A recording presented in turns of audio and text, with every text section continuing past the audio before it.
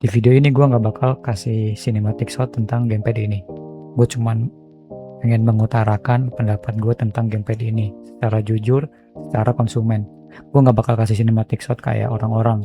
Kalau misalkan kalian pengen lihat doang ini gamepad, video ini nggak cocok.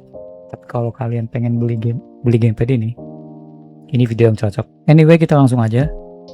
Alasan pertama gue beli ini tuh karena gue punya gamepad sebelumnya yang Sedes, bentar, ini nih gamepad Sedes Reunique yang G80.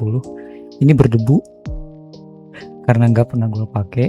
Tombol A nya itu error, mendelep gitu, kalian bisa lihat lah ya. Jadi gue ganti, udah cari info kemana-mana, cuman gamepad ini aja yang meyakinkan di harga yang ya, sekitaran 300.000. Untuk harga segitu bisa dapat dongle dan kabel USB-A dan dongle dan USB-A ke Type-C buat gamepadnya itu udah cukup.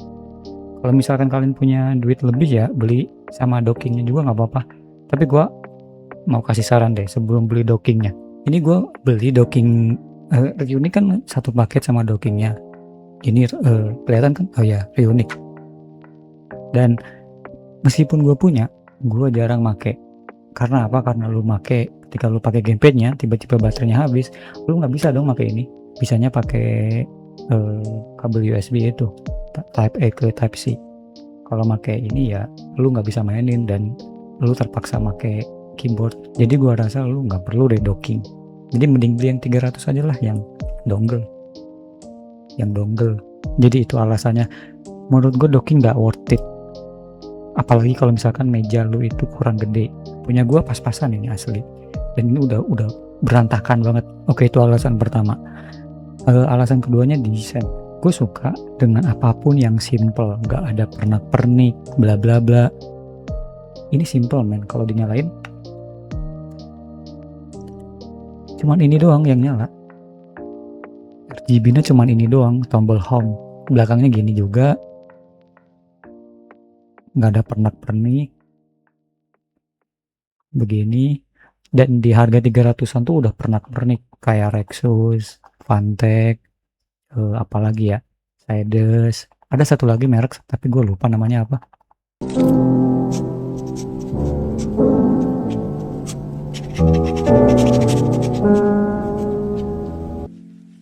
Intinya itulah, intinya 300-an tuh udah pernak-pernik, tapi ini enggak. Apalagi kan ini ada RGB, enggak ada RGB kan, berarti baterainya itu full untuk tombol-tombolnya, itu tidak ada untuk cahaya dan lain-lain. Ada tombol makro juga di belakang yang udah biasa sih di harga 300 ribuan. Gue nggak pernah pakai tombol makronya, tapi kalau lu make ya bagus buat lu. Soal spek bisa dilihat di sisi mana ya, sini aja lah. Ini speknya bisa kalian lihat di Google. Dan terlebih ini gamepad dibuat oleh Gamesir. Gue inget banget ketika pertama kali gue SMK, ada temen yang ngomongin tentang gamepad bukan gamepad, apa sih namanya itu yang buat HP itu, jadi bisa pakai keyboard. Gue lupa, nanti di layar ada lah. Intinya itu teman gue tuh ngomongin tentang Gamesir dan gue nggak tahu. Dan ternyata Gamesir itu tidak terkenal di Indo tapi terkenal di luar sana. Ini bukan ODM atau OEM, jadi ini bukan main-main. Tentang hardware ini kokoh, gak kayak Rexus, Fantech, dan Sedes Reunique yang gua pakai dulu. Tombolnya solid, asli ini tombolnya enak banget. Dan ini testimoni asli loh. Ini gua udah pakai 1,5 bulan, anggap aja 2 bulan. Tombolnya enak banget, nggak bohong. Kalau dibandingin Reunique 500.000, ini 300. Kalau misalkan lu nggak mau pakai dongle bisa 200. Dan terlebih tombol ini nih enak banget daripada Reunique. By the way, ini merek yang bukan OEM atau ODM gua seumur gua hidup. Gua udah pakai RX, gua udah pakai Rexus GX 100, 150, 300, 500, Fantech WGP 150, WGP pokoknya gue lupa nomornya. Tapi intinya seumur tuh gue makainya ODM dan OEM. Ini pertama kalinya gue pakai yang bukan OEM atau ODM, dan ini gila sih, lu harus coba. Jangan kemakan warna-warni. Bagi gue mending sih fungsi. Tapi kalau kalian sukanya warna-warni ya ini bukan yang lu mau. Dan di aplikasinya juga cuma bisa ngatur lampu yang ada di sini, tombol home button. Alasan ketiga gua dan bukan yang terakhir tentang gamepad ini, karena gue kesel banget sama fitur auto sleepnya di Ryunic.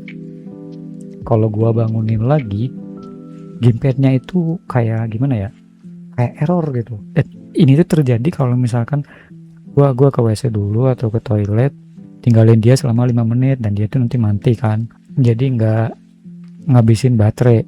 Tapi setelah gua bangunin, si Ryunic ini kan punya mode Xbox sama kalau nggak salah PSD, dan gua nggak mau cari tahu.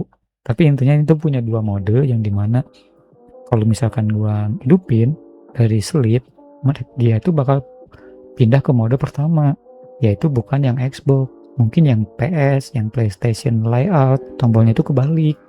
Dan itu bikin gua geram banget gitu, karena gue sering AFK gitu. Kayaknya nggak sampai 5 menit deh, cuman 2 menit gitu. Intinya cepet lah dia sleepnya. Jadi kalau gua AFK bentar ya dia sleep. Dan di gamepad ini, gamepad games ya, gue seneng hal itu udah nggak ada. Kalau dibangunin tinggal mencet dan langsung bangun. Karena satu ini mungkin ya, satu fitur nggak ada PS ataupun Xbox. Jadi ketika mau dimainin tinggal nyalain, satu detik itu 1 detik nggak sih, kayaknya enggak deh, tapi intinya setengah nyalain langsung. Ini kelap-kelip tuh karena ininya nggak nyolok. Kalau ininya nyolok ya nggak kelap-kelip.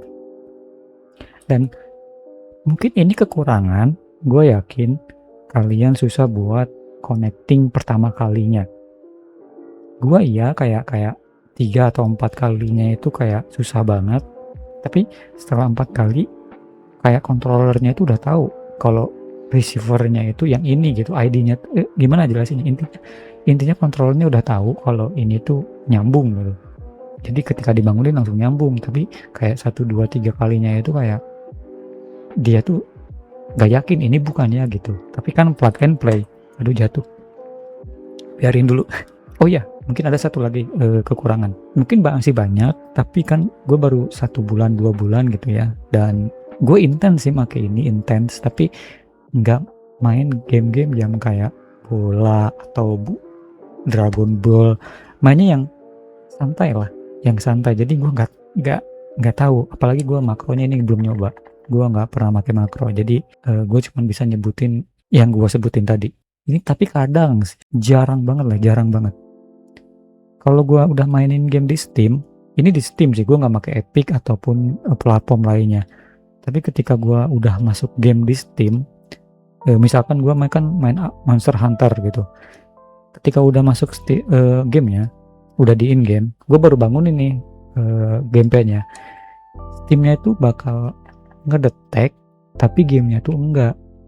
Dan ini tuh udah gue coba di 2 game, di Nightgrant, di salah satu game Steam, dan di Monster Hunter, dua-duanya Steamnya ngasih tahu kalau kita tuh udah connect ke gamepad, tapi gamenya nggak mau ngedetek. Jadi gue nggak tahu itu salahnya siapa.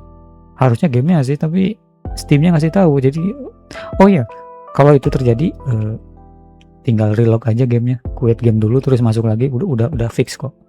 Kayaknya itu aja review dari gua. Mungkin masih ada YouTuber lain, mungkin ada yang nyadar tentang kekurangannya atau kelebihannya, tapi itu yang gue temuin. Goodbye.